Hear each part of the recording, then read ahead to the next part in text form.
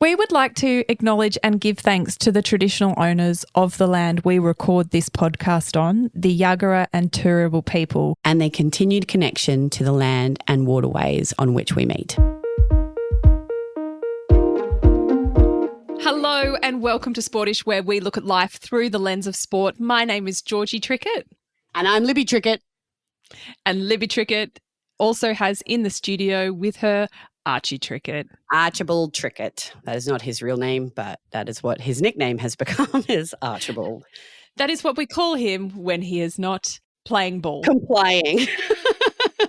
I mean, as an 8-month-old, surely he should comply by now. Come on, mate. Come on.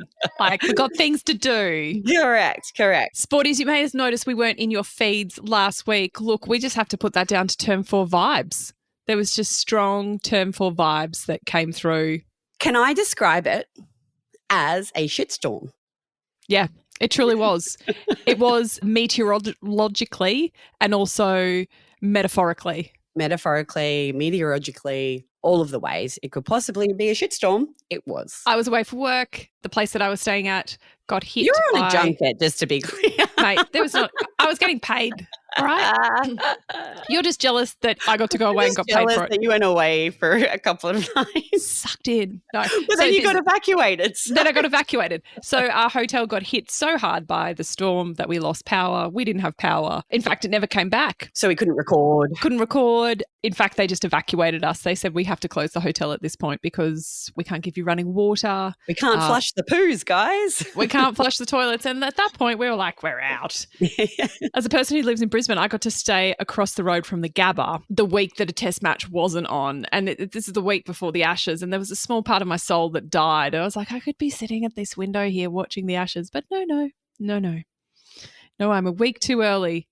But anyway, that was good fun. That was why we weren't there. But we're in your feed this week and we're excited to be here for our last episode of the year. We've got some great conversations coming up. One is with the amazing Rowan Crothers, who is an Australian Paralympic swimmer. He went to Rio, Tokyo, Paris. He's a gold medal winner. And Libby, you got to chat with him about the upcoming social media ban. Yes, and he had such an interesting perspective and I can't wait for you to listen.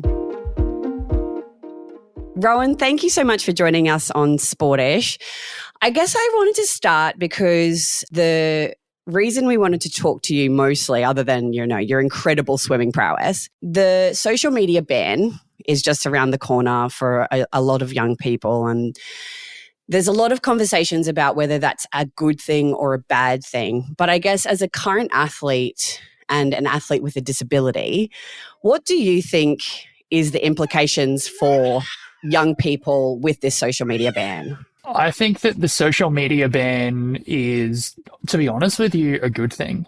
I think that it is very, very challenging and difficult for young people to feel like they have places that they belong. And what you find in a lot of social media and what gets pushed out is things that make you upset or angry, or you can be a user or someone that may have a social media platform or profile. And I found when I was younger that I got bullied online like quite horrendously by a lot of people that didn't understand disability or had abilities to hide behind like fake names and fake profiles. And even going into being an adult right now, I'm watching social media platforms and not do a good enough job at looking after the well-being and the health and the safety of their users.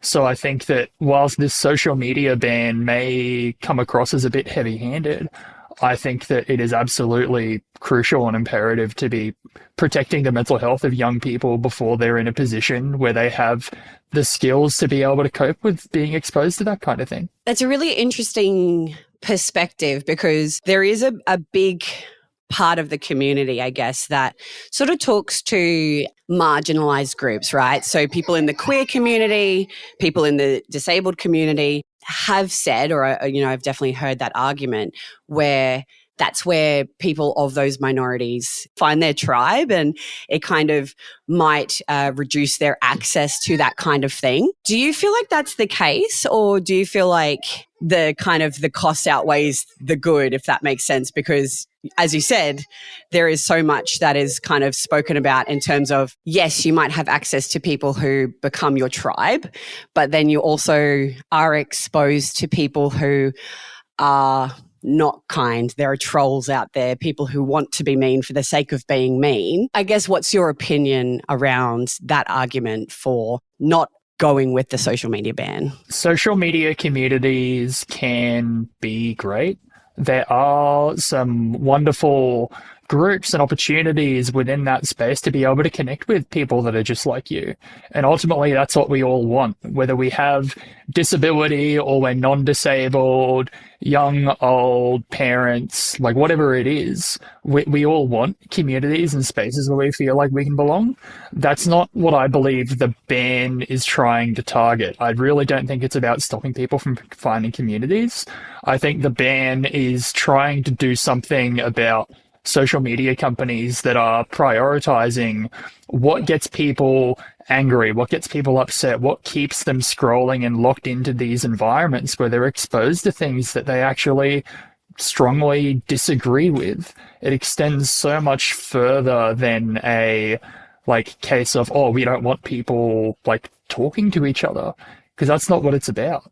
I think a lot of what it is about, and what's going to be incredible about it, is the fact that now it can encourage young kids, and to be honest with you, hopefully adults, to see, okay, maybe all this socialization that I've been doing online isn't as healthy as what I could find out there in the community.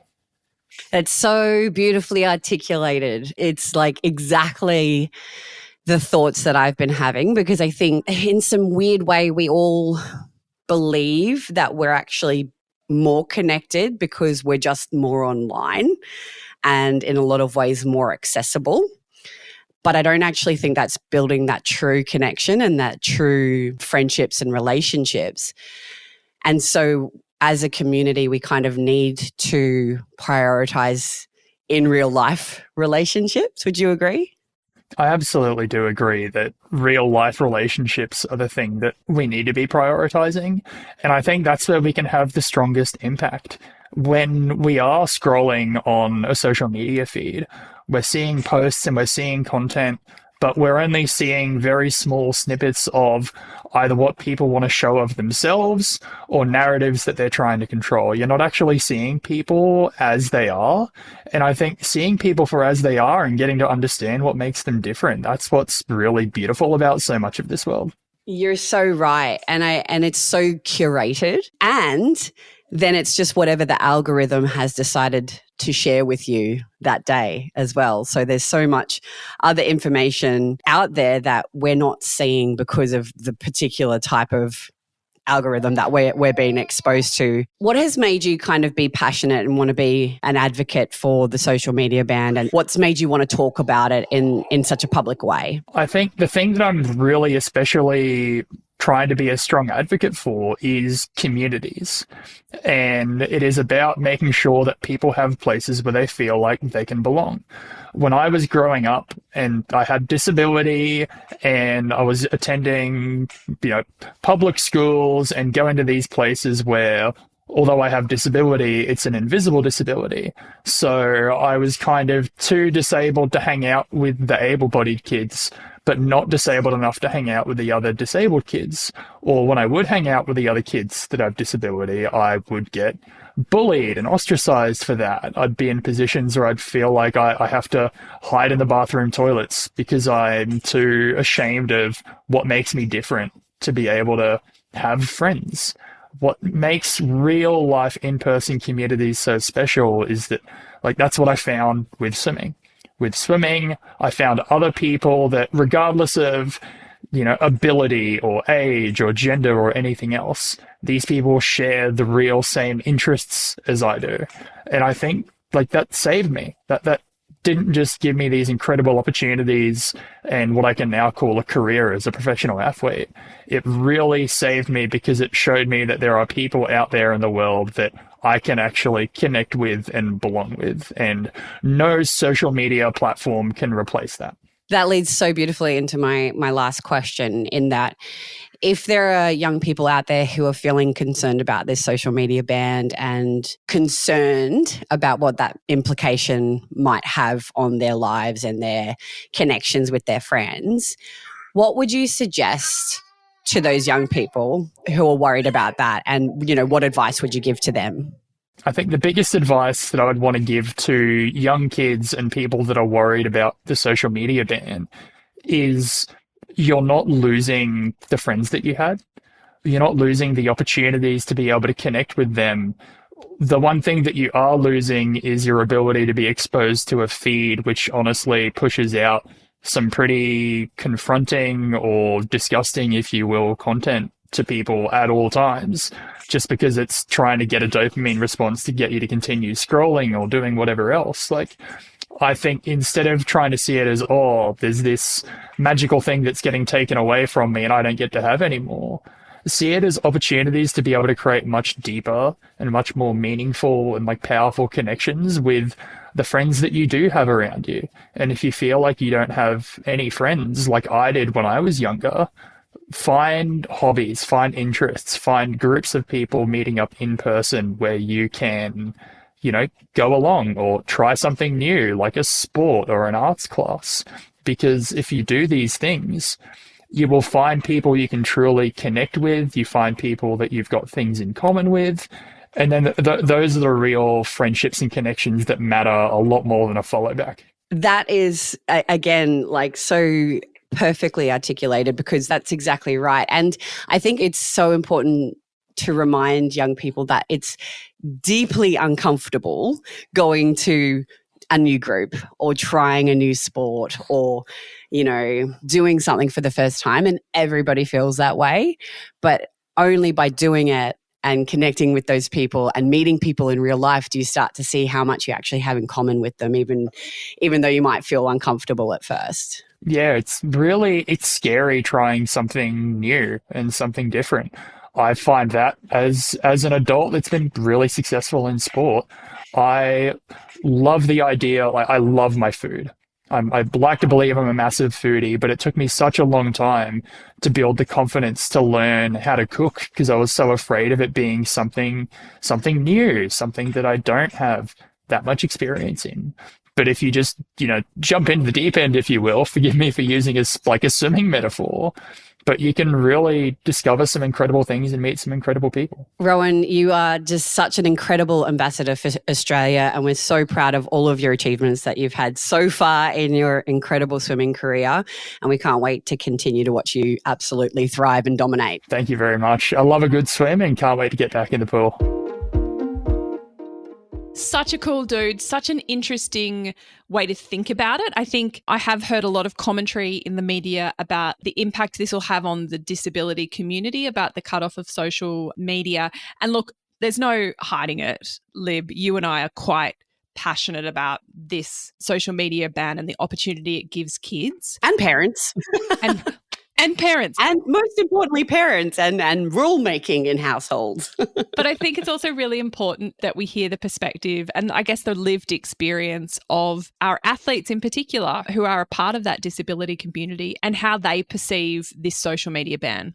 Well, I think that's why we wanted to get Rowan on, right? Because there is that huge argument around the importance of social media for those kind of marginalized communities, people with a disability, LGBTQI plus communities. And it was interesting, once we got off the record, Rowan did say, I feel badly for those communities who are rural, you know, and it definitely does make it more difficult for them to perhaps find those tribes that might be ever so slightly easier to do online. But I think we both agreed that the good outweighs the bad in terms of the social media ban, because the restricted access of people just being mean and, you know, trolling online is huge, particularly in those communities. And I think what we need to do as a society is really just invest in events, real life events, and, particularly those rural communities, to get to know each other and, be humans again, connect as human beings rather than online behind screens, potentially being anonymous.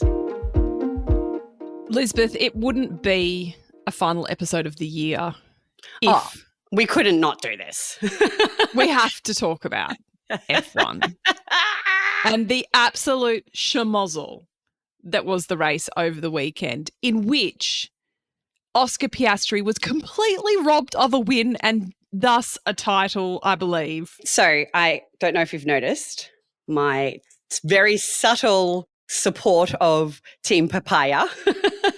I love that. I hadn't Yes, noticed. thank you. It says I was like, why papaya. are you being so like I know, I'm bullshit at the microphone? I was very excited about it. And also equally, although I am Team Papaya and I am Team McLaren and I wanted Oscar to win the championship, I have had this feeling since probably maybe 4 or 5 races ago that Max was going to do it. And I reckon Max is in. McLaren is just capitulating in such an epic way that they don't know which way is up right now. And I think it's kind of proving that they can't have 2 first drivers. Like they need to have someone who is the top driver and So what someone you're who saying goes is, in support. despite your T-shirt, the papaya rules may not work. I don't think the papaya rules work. And I think we need to back. I really do like Lando as well, but I'm going to go for the Aussie because that's who I am. Of course you are. Yeah. So they need to back Oscar in, and they should have backed him in as soon as he was leading the championship. They hedged their bets, and as a result, they might not get the They might trophy completely at all. lose it. But this is where Max thrives, and I bloody love it. Bloody loving it. I know he's a super intense dude and hyper competitive, but I bloody love his intensity. And I'm just absolutely frothing on the way that he's just kind of going about his business because he's not being distracted. And that is why this man is such a champion driver. I think it's what is fascinating to me in all the footage post-race is Max's incredibly clinical nature. Yes. And the way you see Max drive is the way that Max appears to operate in real life. He's so intense, but he loves competing. Like you can see that that's what he just lights him up, whether it's, online gaming or he was doing some other driving, racing, on other weekends when the F1 wasn't going ahead. Like he just have a break. No, he froths on it. Like it's obviously what gives him life. And I absolutely love that. I just think it's so cool the way his perspective, the way that he thinks about things. I'm almost a Max Verstappen fan now, which I couldn't have said at the start of this year. I think it's fair to say that Max is essentially McLaren's third driver. And if they just keep playing things the way they do, he's going to get right to the top. He's going to swoop right in there and pick up that trophy and raise it above his head for what, the third, fourth, fifth time? Fifth time. It's going to happen. Come on, McLaren. Let's just take a moment and pause and have a think about Christian Horner watching all of this from his... He would be losing it. His manor house in the Cotswolds. I'm not sure how he's coping, but I mean, to Max's credit, things have really looked up since Christian left. Has really changed the game. He is calculated, he is clinical, and by God, he's probably going to win that trophy. I need to fill you in, Libby, that I got to revisit one of my spiritual homelands. And that is the Redlands Softball Association, where I spent half of my life playing softball. And I got to go there and watch the Australian team play Chinese Taipei. And can I tell you, it's like riding a bike. You don't forget how to play your sport. You don't forget the terminology you use. And the most brilliant thing for me is that I got to sit there and explain how softball worked to my kids. And I realized that because my girls don't play softball, which was really such a rite of passage for so many girls growing up, like we didn't have the access to cricket or AFL or even soccer. Like softball was a core sport, with softball and netball in terms of team sports, and hockey as you got into high school, etc. But in primary school, t-ball and softball was a really big sport. And I got to sit there and explain it all to them. And I realized, I was like, I know this sport. This is a sport I grew up and breathed and loved, and I hadn't had a chance to connect with it. I was just like a kid in a candy shop. I got to have photos with the Australian team. I got a T-shirt, which I'd love to wear. I had hoped to wear, but I am not a size 12 kids, and it does not fit You've me. had to donate it to your children then. My girls are walking around wearing these softball shirts now, which I just love. So Australians, and particularly the women of Australia, I know so many of you that I've spoken to have reminisced when I've talked about softball, and I've had people messaging me saying, I just miss this sport so much. Softball Australia is having a big look at how they operate. They are getting their gear in order. They've got the Ducks Americans in a row, you might say. getting their batting cage in order. No, they're getting their dugout in order. That's the terminology. That's the terminology. They're lining up their bats. A shout out to Softball Australia. I am happy to be on the bench, just like cleaning that dugout if at all required, just lighting up the bats anytime. Dude, you would like just absolutely almost pass out with excitement if you got some sort of call up for like even administrative duties. I reckon like you were just there like ticking boxes or scorecards or out. Yeah. Look, I don't know that you're an umpire level, but that's okay. Maybe you can train for it. I did umpire, excuse me. You wash your mouth out with soap. I umpired a shitload of softball. Sorry. I'm sorry. You have every right to be there. I may not know how to tumble turn Libby, but don't you come at me on my softball. You sure as hell know how to do an umpire doodad. Whatever there it is they do. No, you don't catch the ball. The catcher catches the ball. Oh, I am God, so bad at softball. Back it up, sister. For any of the Sporties in Brisbane, America is coming to play Australia. They will be playing over the New Year's. Check your local guides to find out what time and what availability is. But it's an amazing way to connect with an Australian sporting team that's willing to get out there and meet the fans. I think get behind softball. They could use your support, and best of luck to them in this next series that's coming up. Go Aussie. Georgie, I think we should finish the year talking about one of my favorite things that's just happened in the last couple of weeks, which is the development of the Sporties Swim Club. Yes. And, you know, for both of us, the last few weeks has just had hospital visits, we've had sickness, we've had evacuations, we've had cancellations of everything. It's just been hectic. It has felt, and I'm sure, you know, so many people can relate to this, right? It's felt completely overwhelming at times. And I think what we spoke about with Rowan really kind of cements why we actually started to create the Sporty Swim Club, because we wanted all of that beautiful connection, you know, moving our body, not competitive, you know, not hard, not trying to look a certain way, but we don't look any sort of way. No, but trying to feel a certain way, which is connected and joyful, I think. And it just has been the highlight of my week for the last few weeks to go for a swim with you. You know, the last few weeks we've had more and more people join. We had our first boy last week, which was so exciting. So if you are a male sporty and you want to come for a swim, please do. You're more than welcome. It isn't just a female squad, but it's not competitive. We're not going to tell you what to do. We're not writing any set. Leave that ego at the door. Leave the ego at the door. Park it there. Bring your fins. No one's going to look twice if you're pulling on the lane rope. Fins kick is life.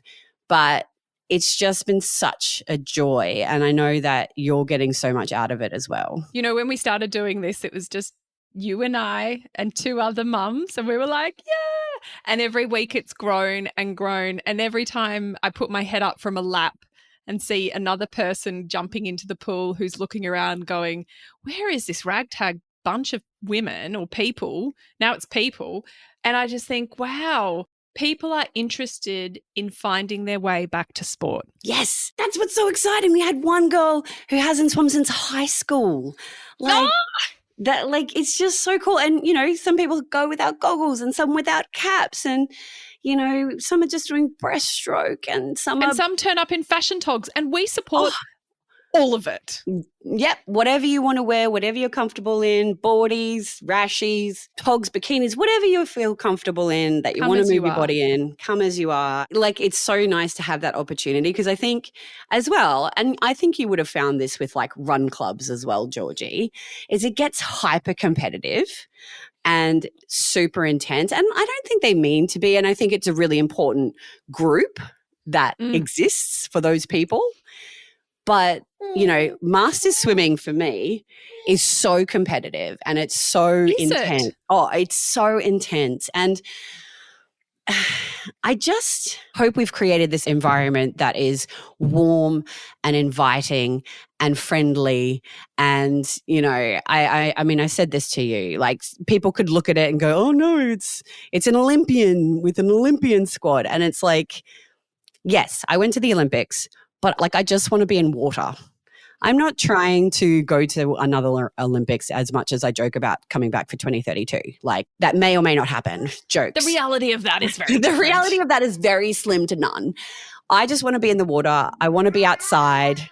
I want to move my body, and I want to be around people who enjoy that as well. So if you're interested, come to Clem Jones on Friday. We'll be there from around 8:30-ish. Come as you are. We'd love to see you. Sporties, that's it for 2025. We are out. We are having a break. We'll be off the mics for the rest of December and January. And then you can expect to hear from us in February again. My God, have we got some amazing things coming your way in 2026. We've been working our little backsides off on our next season of Sportish. We think you're going to love it.